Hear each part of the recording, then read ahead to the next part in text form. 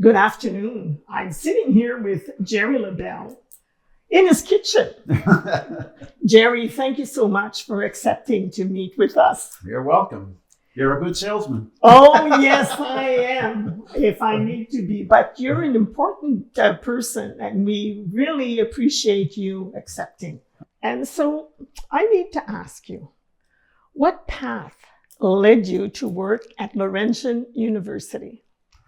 Well, firstly, I went to University of Ottawa and graduated with my Bachelor of Commerce. And then obviously I was interested in accounting, profession of accounting. So I had to work in public accounting for 2 years to article there in order to get the CPA or the CA designation, which is now a CPA. And I worked up in Timmins with Collins Barrow at the time, and graduated there, and then worked there for 5 years. Then left the public accounting to go work at the Porcupine Health Unit. So I was director of finance at the health unit for 2 years. And then my wife at the time had no relatives in Timmins, and she had relatives in Sudbury, and she wanted to move back to Sudbury or move to Sudbury. And I kind of liked the idea of moving to Sudbury. So we moved to Sudbury, and here I started working for the Ontario Resource Technology Centre, which is basically a Schedule II Crown corporation of the province. And it was a venture capital corporation. Very, very interesting work. And it was an association that was put together by Bill Davis under the Blue Fund or whatever it was called. I can't remember the exact definition. But unfortunately, another color got into power and actually consolidated the Resource Technology Centre into the Northern Ontario Heritage Fund. So that kind of closed down. I was offered a job at but something came up at Laurentian, and that's where I started my career at Laurentian. Well, Gerry, I'm so happy that you decided to make Sudbury your home. Yes. So welcome to Sudbury. Thank you very much. Really enjoyed being here. It's a great place to live. It is. Now, moving on, I'd like you to tell us a little bit about the different areas you worked. And we know that lifelong learning is so important. So could you speak to that? Yes, certainly. As part of the CA designation, as part of the requirements, we have to continue our education. And there's an actual report that we had to submit every June as to what educational facilities or courses we took, in order to, get better at what we're doing. And I graduated in 1979, so technology, computers was just evolving. And so there was a lot of automation that happened in that time, within the accounting profession and within the accounting software itself and the functionality of the software. So I spent an awful lot of time working and learning new software, new ways of doing things and whatnot. And one of the major challenges I found with continuing learning is like drinking out of a fire hose, because technology changes so often and so fast. Yeah. So, one of the major things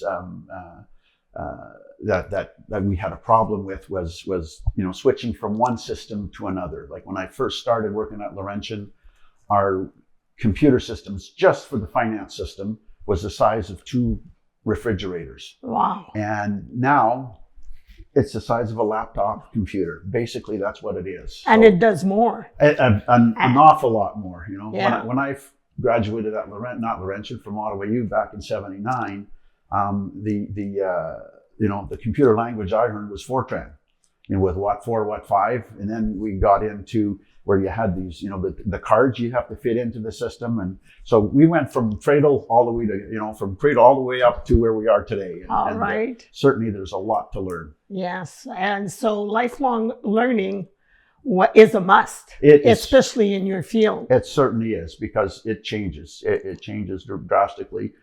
One other system that made us change a lot was this whole Y2K phenomenon that happened. Oh, yes, I remember. All of the computer systems didn't think they'd ever get into the 20th century, and so we had a lot of challenges trying to adapt to that, But we had a lot to learn for sure. Sounds exciting. It was challenging. Yes, it was. Absolutely. I enjoyed it. I really did. And the people we had at Laurentian in the computer services department were certainly very, very helpful.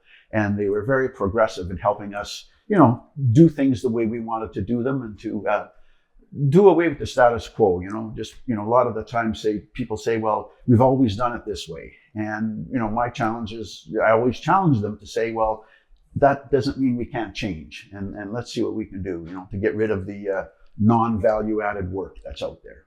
All the work you did, I'm sure there were many rewards.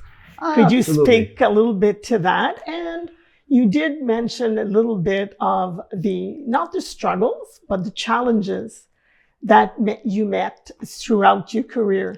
Well, a lot of the challenges were financial challenges, of course, because, being a public institution, the money coming in certainly was limited and was scheduled by the province beyond our control. So there's a lot of things that we had to do to try to eliminate and in order to find the money to do certain things. And one of the challenges are to tell people, like a lot of the people would blame finance. Well, you guys waste money on this and not on that. And you try to explain to them, yeah, it's okay, but we have to do everything. We can't just do one side of the house, just the academic side. That's right. The administrative side of the house needs certain resources also. Yes. And so the challenges we're trying to explain to them so that they understand where we're coming from. And quite frankly, when you sit down with people and do that and take the time to do it, they kind of come around and say, yes, I see your point of view. So which is great. Well, that was great that they'd see your point of view. That can be hard as well. Well, there were some who didn't. Now, moving forward, you're retired. I am. And you're enjoying retirement. Certainly. But I know you're involved in the community. Could you speak a little bit to that? Yeah, certainly. And certainly when you retire, like I retired, I was young, but you'd like to keep your foot in the door somewhere and whatever. So right after I retired, I had applied for a position on the audit committee of the hospital, HSN. And okay. I was there for 2 terms, which that's the limit. You can only be there for 2 terms, which was nice.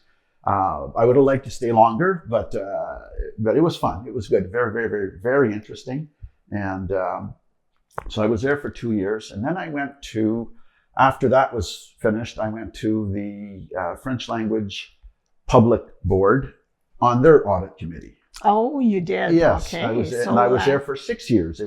Theirs were 2 terms of 3 years. I was there for 6 years. And again, that was good. That was very interesting. I was Conseil du Grand Nord. Exactement. Yes. And after that, I went to Greater Sudbury Utilities and Greater Sudbury Hydro. Mm-hmm. And I was there for 12 years, which, was a great experience. It was very, with all the changes that had happened with the hydro and how they're doing things and whatnot. And it was very, very interesting. I really enjoyed it. And but after 12 years, I figured, well, that's enough. Wow. Give somebody else a chance. So it was good. Well, I see that your life journey continued, and that's also because of the experience you had during your work. Yeah, definitely. Yes, definitely. Because you do learn all through the work, and then if you can continue and be supportive in other ways. You're absolutely right. When you start talking about, like at Laurentian, we had a lot of big projects and whatnot and I was always involved with the building and planning people and determining how, putting out tenders and stuff like that through the purchasing office. And so it was very interesting. So that when I was at the hydro, they did certain things like that too. I kind of knew what I was doing, because it wasn't new to me. So it was fun. It was not just crunching numbers. No, definitely a lot of other things as well. Absolutely. Yeah. Risk management and all those things. Yes. And, obviously it was great. What advice would you give to the younger generation? Oh my gosh, I could be here for two days telling you, but no, I think people. One of the major things that I found that people coming in sometimes thought that they knew a lot, and it's all theory, it's not practice. So, to the younger generations, listen, ask questions, and communicate. A lot of the times, it's, they misunderstand something, and it's just a matter of fact that they weren't trained properly, or that you didn't explain it properly. And, to be able to talk to people and make sure that you're understood is a major stepping stone to getting a good relationship with that person. Yeah, well, that's a really good advice. And I know that the listening skills is a skill that is so hard to master. It is. And it's part of the communication, is it not? Yes, definitely. What would you do different? And what did you value the most? Do differently. I guess I'm a straight shooter. I call a spade, and sometimes, not on purpose, but it comes across as being a little too, direct, I guess. And I guess I could learn to become a little bit more sensitive in that way. What did I enjoy the most is the people that I came across working in those various organizations. It's, people skills are great, and I met an awful lot of great people, a lot of great friends. Even after I've been retired for 14 years, I still get together. We're actually getting together on Friday morning for breakfast with 7 or 8 of us who used to work at Laurentian and whatnot. So, it's certainly the people that you get to meet throughout your working career is very precious, very precious. And it's so important to keep the social connections. Absolutely. Like keep your network going, and like even when we go down to Florida in the wintertime, well, I've got colleagues down there who I worked with, and we get together for a round of golf down there. So it really is nice, Yeah, and this is all part of living. Absolutely. And they say you'll live longer well, if you're connected with socially, and you have a big social life. Absolutely. And that sounds so good. Thank you so much for sharing your journey with us. And before we go, Gerry, anything you'd like to add?